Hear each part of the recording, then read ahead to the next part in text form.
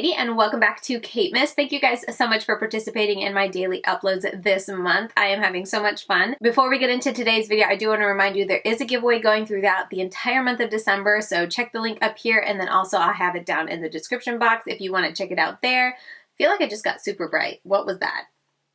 That was weird. Anyway, moving on. But yeah, I'll have it, it'll be the first link down in my description box to go to the video where I explain the giveaway and you can enter there. But yeah, today's video, typically I feel like I do my monthly favorites and then I have my monthly fails maybe in a different video later, but going through my collection this month, it was a bit of a different month for me with November because I didn't decide to do Vlogmas until like halfway through the month or something like that.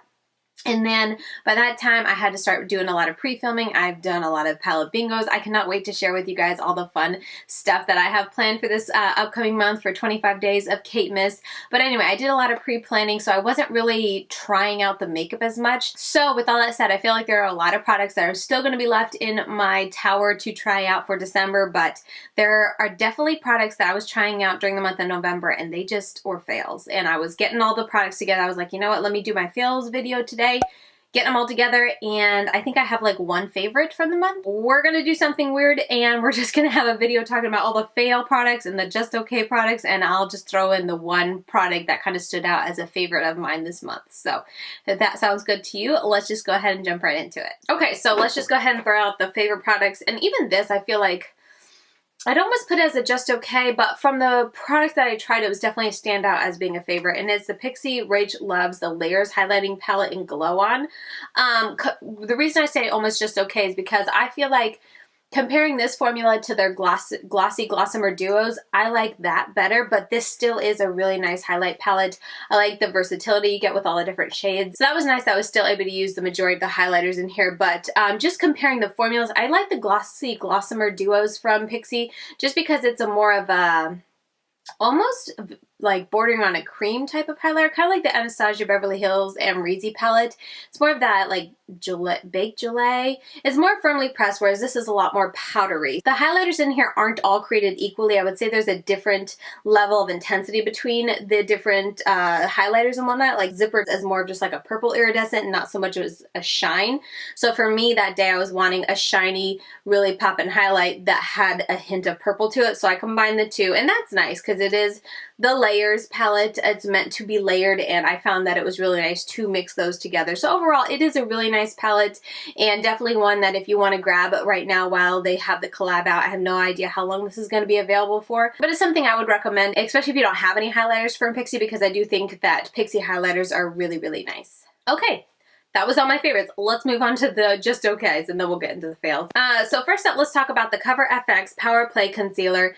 This I'm just going to put as a just okay because I love the coverage of this. I feel like this gives really nice coverage, but it still creases every now and then, and I don't really know what I do that's different. I'll have a day where it doesn't crease, but 9 times out of 10, doesn't matter how much I use, doesn't matter how little I use. If I use a little bit, it definitely does help it not look as creasy, but overall it still creases. And another reason that kind of docked it and, you know, didn't really give it any, you know, bonus points in my eyes is because of this applicator is really dumb in my opinion. It's like a little ball, so it feels weird to swipe, so you kind of have to dot. It's just weird. Just put a typical one. I mean, I get they were probably trying to be innovative and different and like, ooh, it's a different type of applicator, but practically using it, I didn't like it, and I wish it just had a regular applicator. So with that, combined with the fact that it was too difficult to use and could depend on it not creasing, it just wasn't a favorite of mine. It's okay. Like I said, I like the coverage. It was really nice in that even if I did a little bit, it still gave a nice, very flawless kind of coverage and concealed my under eyes, but just, I don't know, it just annoyed me that I couldn't find a way for it to not crease on me, and I have other concealers that don't crease on me, so I'd rather use those. Anyway, moving on, I also tried the Juvia's Place concealers. I forget what these are called. I Am the Magic, maybe? Something like that. It came out with the foundation, and the foundation was called I Am Magic. But these concealers, these honkers of a concealer, this I like nicer if you use a very little bit. I like it more than the CoverFX one because if you are very careful, use a tiny bit, don't go overboard, and by tiny bit I mean like 1 dot for your inner corner, maybe 1 to clean up on the outer corner, and just the tiniest dot down here to blend it out. Like that's it. I can get almost no creasing by the end of the day, which is nice and I appreciate it. I'm always looking for a concealer that doesn't leave, you know, I'm always looking for a concealer that doesn't sit and settle into my lines and just look like a creasy mess by the end of the day. So that's nice, but it kind of just annoyed me that I have to be so careful. Like, I cannot swipe this on. I have to do the tiniest little dots.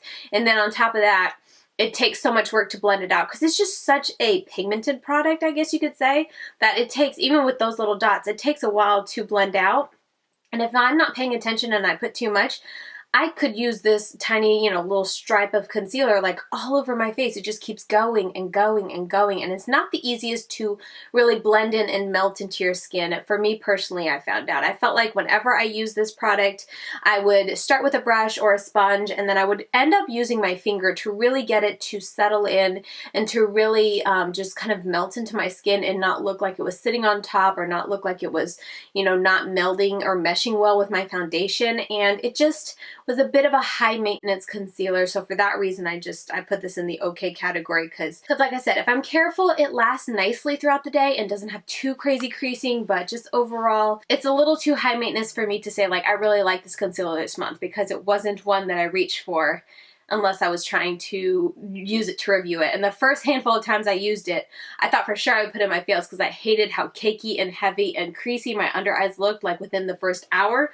But I quickly found out that I was just using way too much. So it's just too finicky, and I don't know, just takes too much time to make it work for me. So that's why I just put in the okay category. Next I have the No Poreblem Prime Essence from Touch in Sol. This is a priming essence, priming water. No Poreblem Prime Essence. It's an essence. The reason I put this in the okay category is because while it didn't do anything bad, I literally could never tell if it did anything good. Like, there are so many days I would put this on half my face and then let the rest of it just be like my typical, you know, primerizer from Smashbox or some kind of just standard type of primer. And I would get up so close to my face and just look so hard and try to see like, okay, did one wear better than the other? And most days it was just like, can't really tell a difference. Every now and then it'd be like, I think there's like this side that my forehead creases are slightly less intense than this side, but it's so slightly that it doesn't really make a difference. So I don't know, like, it's a really nice thin formula. It was nice to put on, but it just, I don't think it made that big a difference. Definitely never enough of a difference for me to ever say I recommend it or think that you should go out and buy it. I'll probably finish using it up, but I don't know. I tried so many days to see if I could see a difference, and I never did. Okay, then I have the CoverFX Perfect Setting Powder. Now, this is not a bad product, but I put it in the okay category because I brought my Maybelline, what is this even called? The Fit Me powder. I think I tried this a couple months ago or something like that, and I brought it into my everyday makeup drawer, my last shop, my stash, because I wanted to compare them.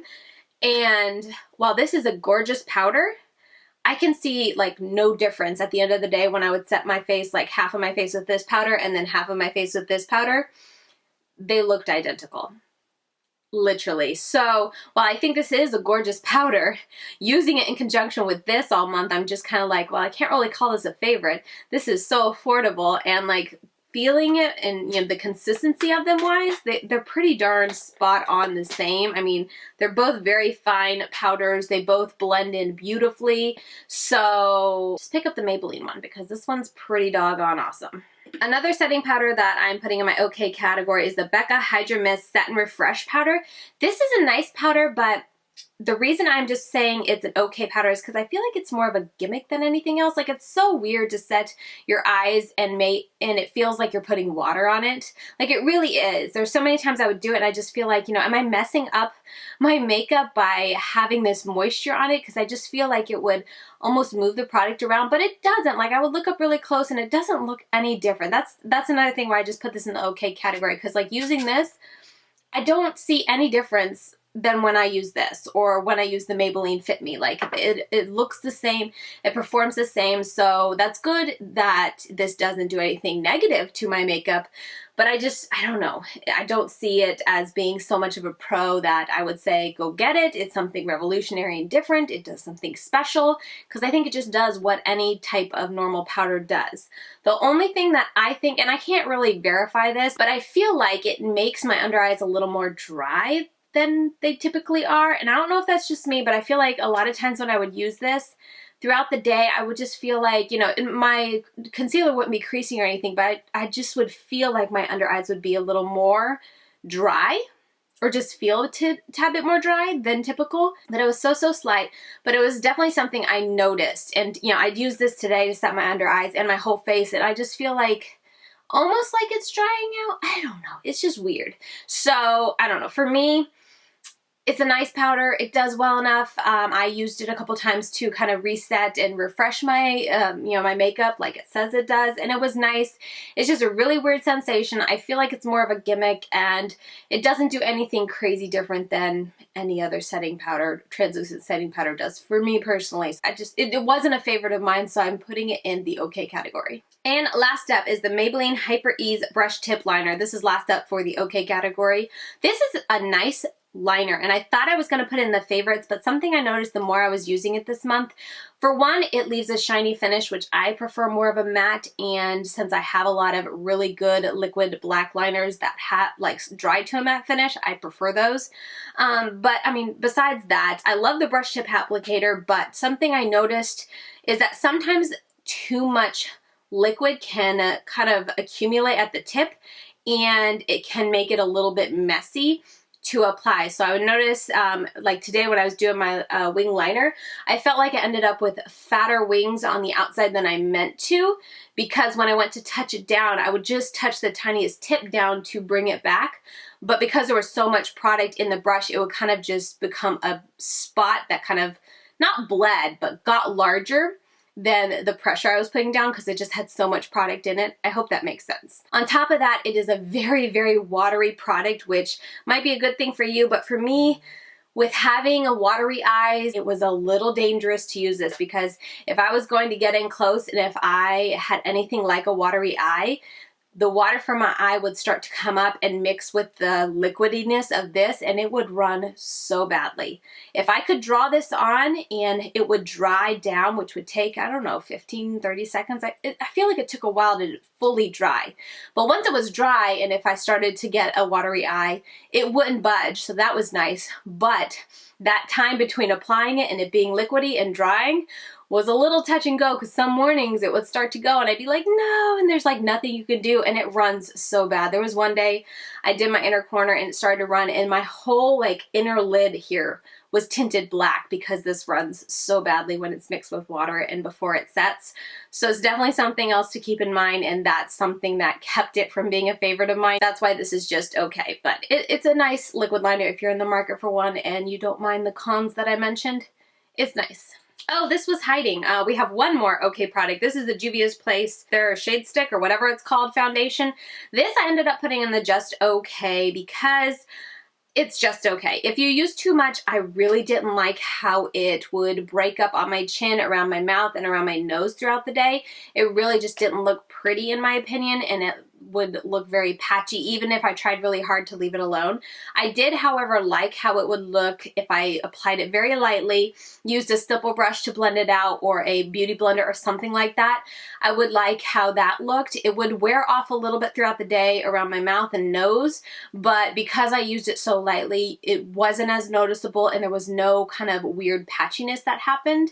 It would just be a light layer that kind of got removed, and overall, like across my whole face, it sat very nicely. I loved how it looked on my cheeks, and I just liked how light it felt. Like when I wore this, and if I went lightly in applying it, I felt like it was almost that no makeup look, and it just didn't feel like I had a lot of foundation on, so that was nice. It was a little tricky to apply to make sure I didn't go too heavy, because if I did go, like I said, if you go too heavy, I don't like how it wears off. It wears off weird and patchy and chunky and whatnot, so that's why I decided to put it in my okay category, because it definitely wasn't a favorite.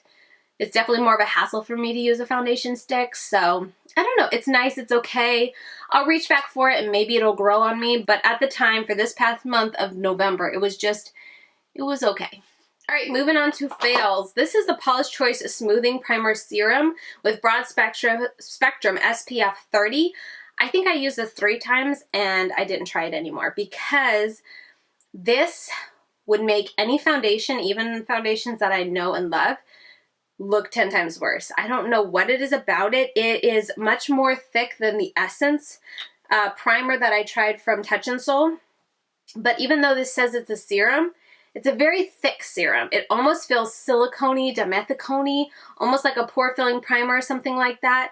So it felt nice going on, but it almost was too thick to really seep in and sink in. And I noticed without fail every time I use this that it would cause my foundation to chunk up and just, not pill, but it would gather really odd right in here, especially around my nose and then around my mouth a little bit, but like in the crevice of my nose and then right here on the where the like the pores are. Instead of filling them in, it would almost accentuate them and just bunch really weirdly. Like it just made any foundation look weird, and it wasn't too bad initially, but within a couple hours it always looked bad. I tried to use less, it still didn't look good, so after the third try I was like, you know what, I'm done having my foundation look terrible. I don't want to use this anymore, so yeah, this was a big bummer for me. Okay, another product that I only used twice. I try to use things more than twice. This I could only use twice because it's the Derma E Essentials Tinted Moisturizing BB Cream SPF 30. I used it twice, and both times I had to take it off, like remove it off my face and completely start over because it was so bad. I don't know what it is. I tried with my hands, I tried with a sponge, I tried with a brush, but anytime you use this and you're blending it in, like it starts promising, but as you try to kind of blend it out and blend the edges, it almost dries instantaneously and then just starts to streak all over your face. It's really weird. It feels weird. It just, I don't know. It's a weird product. I tried to just work in like one section at a time. Still, it was streaking everywhere. It was just weird. It felt tight. It dried funky. I don't know. This was weird. Totally a fail. I tried a lot of face products this month, and November wasn't a good base makeup month for me at all. This is the Glow Skin Beauty HD Mineral Stick Foundation. This, I guess it could have been an okay, but I put it in the fail because even when I tried to go lightly with this, I still much more preferred the Juvia's Place one. It felt nicer. Even when I went real light with this, I felt like it was very heavy on my skin, and it would come off of my nose and my mouth very quickly and just look kind of off throughout the day. Like, because my face is lighter than my neck, when I don't have any foundation on my nose or mouth, it kind of looks weird because like my cheeks will match my neck, but then this section doesn't. And that's something this definitely I felt like accentuated. And if you go back in some of my videos from this past month, and if you feel like my nose looks a little weird or just bare or just pale, it's probably because I was wearing this foundation in that video, and it just came off, it comes off my nose so easily and so quickly, and the first time I eat, it would be off all around my face no matter how careful I tried to be. So that was really annoying. But like I said, on top of that, I don't like how heavy it sat on my skin.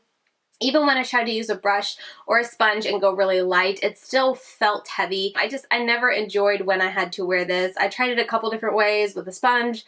Like I said, I tried it a couple different ways, never really enjoyed it, and it never wore well on my face. It would crease real bad in my forehead. It would come off around my nose and mouth, and yeah. I don't know. The only area I liked this on was on my cheeks, and even that, like I said, just felt heavy when you would touch it. So I don't foresee myself keeping this in my collection for very long.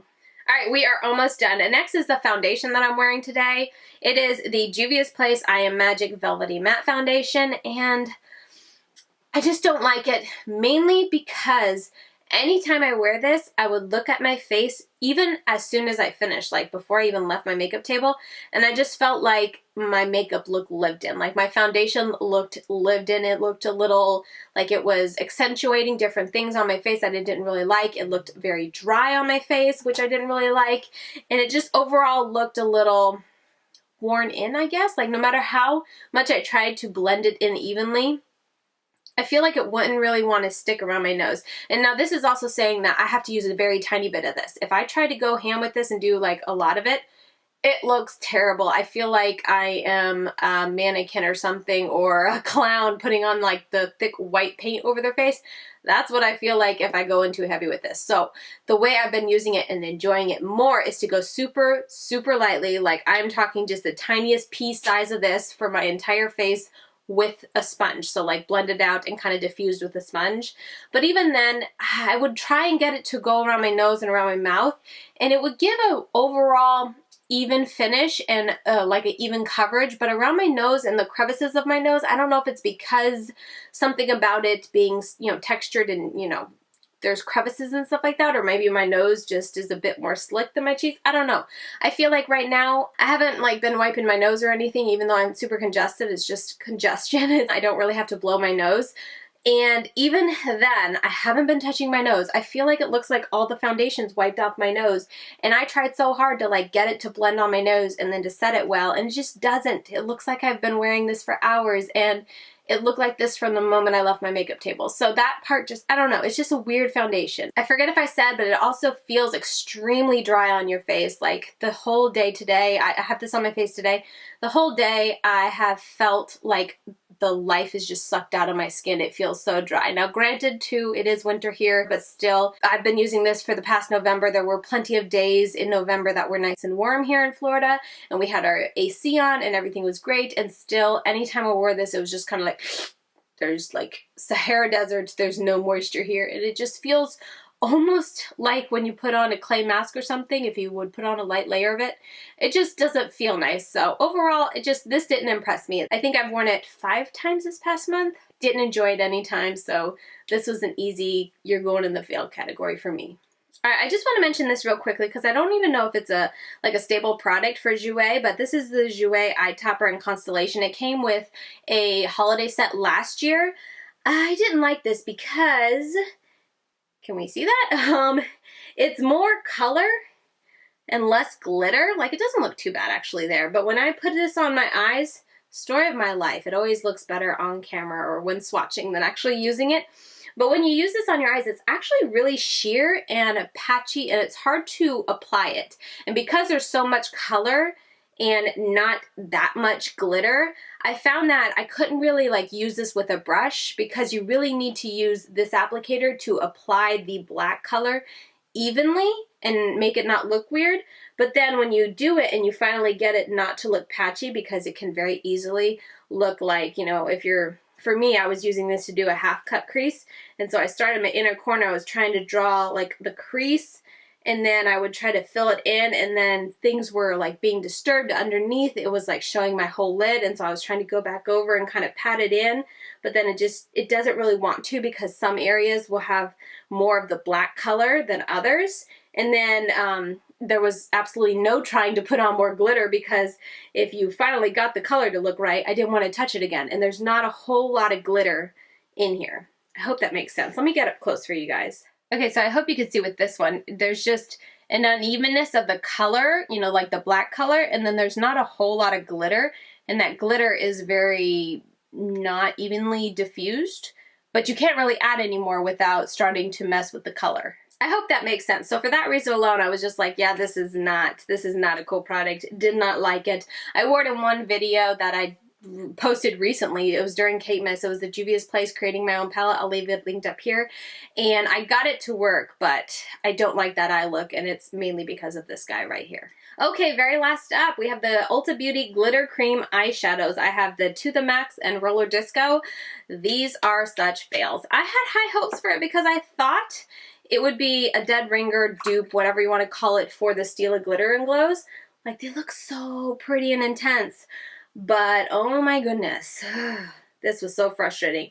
I wore this shade alone. I wore it two times, hated both of them, never wore it again. And then I tried it again with this. I tried a couple different ways. Neither of them worked. I mean, they're very pretty, but they are definitely more of a chunky formula, a thicker formula. So the first time I tried to use this, I actually just used the applicator, and I tried to like do a half cut crease like I would with the Stilas. Oh my goodness, I think I shared it. I shared it on Instagram stories. I went, after I finished filming, I went to like kind of try to pick away a flake because it was starting to bunch weird, like as the crevices in my eyes from opening and shutting them, as they were starting to, you know, really get defined, they were breaking up the glitter, and so I had these little flakies standing up. So I went to kind of like pick them away or just brush them away, and all the glitter, everything in this formula just crumbled away, and I was left with a bare lid. Like, no joke. I showed on Instagram, and I did the other eye to show you that you could just kind of go like this, and it just all fell off your eye. That was my first time using this. I didn't use any glitter glue or anything. I just want to see what this did, and I just used the applicator. oh my goodness, I don't recommend that. So the next time I was like, I'm going to use glitter glue and I'm going to either use a brush or just tap it on with my finger. Still, for one, the brush didn't work very well because it's such a chunky type of formula. It's really hard to get an even application. So I went in with my finger and did it that way. Still, throughout the whole video, I kept getting fallout so badly, like intense fallout. And I think it's because there's not a whole lot of liquid in here, maybe? I don't know. When this dries, like all the liquid in this that kind of makes it easy to apply and look so beautiful, it's almost like it just evaporates and then it just flakes everywhere, even with glitter glue. And while it worked better to apply with my finger and just do a light layer, it still was picking up the eyeshadow underneath it, which I needed since I was going so light with the glitter. I needed to have a color underneath it, but it kept picking it up and it was just way too finicky. It didn't stay even with glitter glue and I just did not enjoy these at all. Don't recommend.